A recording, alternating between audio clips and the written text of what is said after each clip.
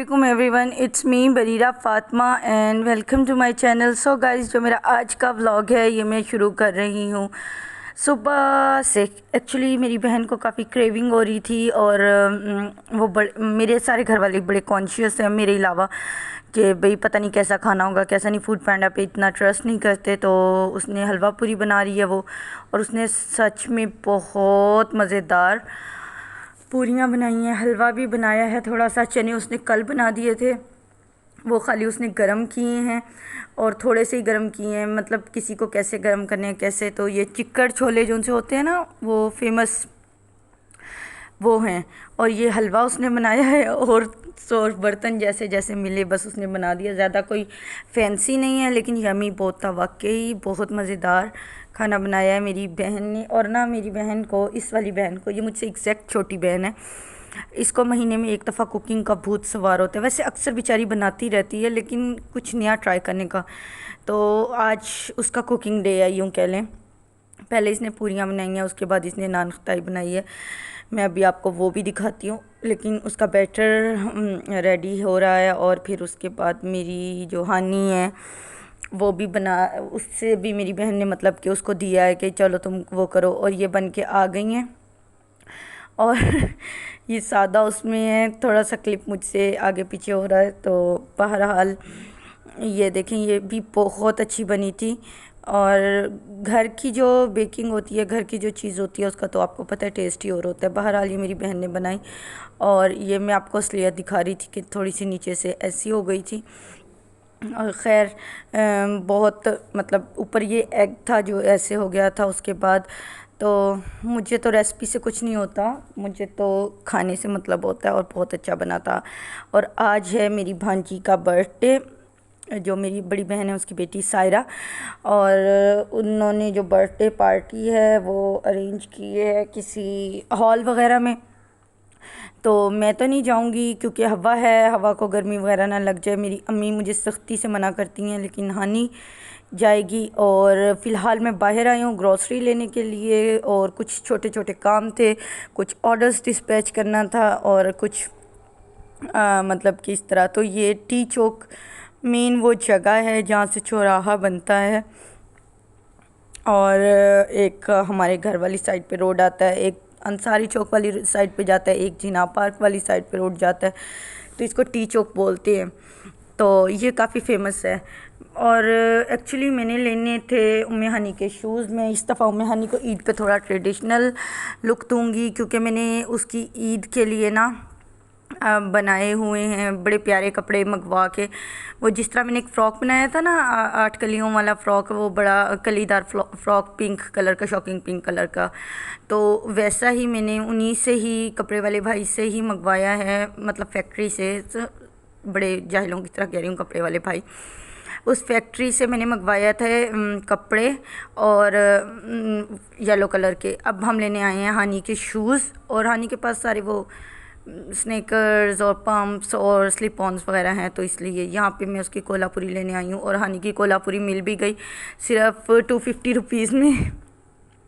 और यहाँ पे बड़ों के खुस्से वगैरह भी थे, लेकिन मैं नहीं पहनती। मैंने आज कुछ नया ट्राई करने का सोचा है, और वो मैं करूँगी भी डेफिनेटली, और अभी आपको भी दिखाऊंगी। और हानि को बस ये है कि मम्मा जल्दी जल्दी घर चलो। यहाँ पे सारे पे कारपेट था, और मैंने अक्सर देखा था जब मैं शॉपिंग के लिए जाती थी ना, तो कई बच्चे ऐसे होते हैं जो बैठे हुए होते हैं नीचे कारपेट पे, छोटे छोटे जो होते हैं 6-7 महीने के। तो मुझे बड़ी हैरत होती थी। आज मेरी अपनी बेटी साहिबा दुख्तर नेक अख्तर हवा नीचे बैठ गई हैं, क्योंकि उनको उसको नीचे बैठना था। फिर हानी भी उसके साथ नीचे बैठ गई, और मैंने सोचा मैं आप लोगों को वीडियो दिखा दूं। तो पूरा घर वाला ही माहौल था। ये एक्चुअली गुलशन मार्केट है ना, जो न्यू मुल्तान की मार्केट है, उसके बेसमेंट में वहाँ पे एक गली है, और उसमें कोल्हापुरीज़ वगैरह मिलती हैं। तो वो सामने छोटा सा स्टॉल होता है, लेकिन बेसमेंट में ये बहुत सारा बेसमेंट ही 4-5 दुकानों का है, तो इसके अंदर ये खुद से कोल्हापुरीज़ मिलती हैं। और मैं आ गई हूँ अपने जो मोची हैं उनके पास। हमारे ये ख़ानदानी मोची कह ले, मेरे दादा अबू के जूते बनाते हैं, इस तरीके से साइज़ लेते हैं। तो मैंने सोचा कि अगर वीडियो सही बन जाती है, तजर्बा कामयाब रहा, तो बड़े चैनल पे डाल दूँगी, वरना आप लोगों के साथ तो शेयर करना ही है। तो ये अंकल ले रहे हैं मेरे पाँव का साइज़, और मैं उनको अपने पाँव का साइज़ दे रही हूँ। मुझे अपनी ईद के लिए जूता बनवाना है, क्योंकि जैसा मैं जूता चाह रही हूँ वैसा मिलता नहीं है। और टू बी ऑनेस्ट मैं अब ब्रांड्स या शॉप्स से ज़्यादा कस्टमाइज़ पे आ गई हूँ। अब मैं उनको बता रही थी कि मुझे इस तरह का चाहिए, इस तरह का चाहिए। और उसके बाद जी आपको मैंने बताया जो मेरे आज काम है, तो बेसिक काम अब हम ये ग्रॉसरी लेंगे।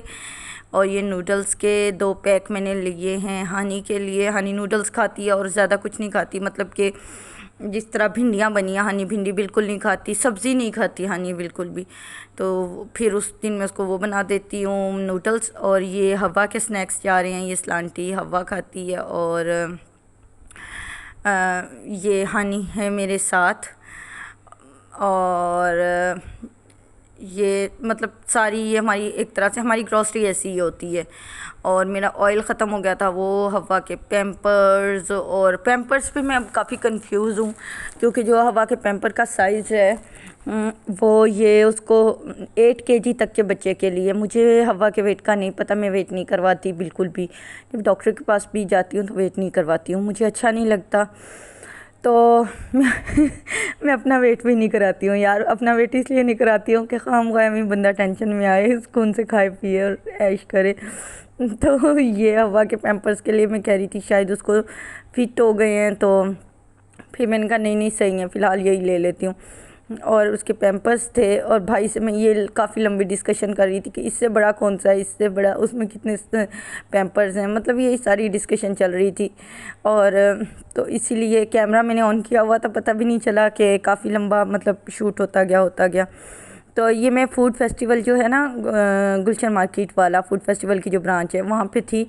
और वहाँ से ये मैं मतलब कि चीज़ें ले रही थी। और जो ये देख रहे हैं सुपर क्रिप्स ना, मुझे वेवी बहुत बुरी लगती है, कर लेस भी बहुत बुरी लगती है। लेज़ भी मैं नहीं खाती हूँ, तो लेज़ में जो ग्रीन वाली लेज़ है ना थोड़ी बहुत वो खा लेती हूँ।